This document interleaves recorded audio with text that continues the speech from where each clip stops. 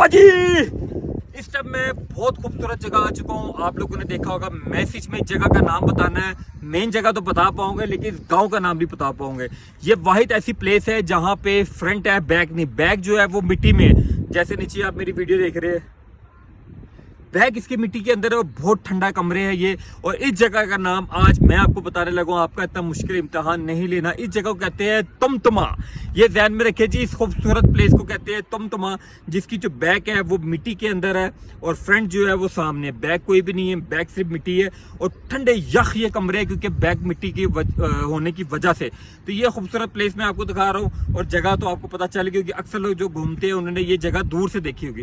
करीब से मैं आपको दिखा रहा हूँ। इसको तुमतुमा कहते हैं। एक मजे की चीज और बताऊं आपको, ये 8 मंजिला बना हुआ है, यानी नीचे से स्टेप है 1 2 3 4 8 मंजिल ये बना हुआ है। कैसे शाकारा बनाने वाले ने किस तरह का बनाया है, कमाल कर दिया।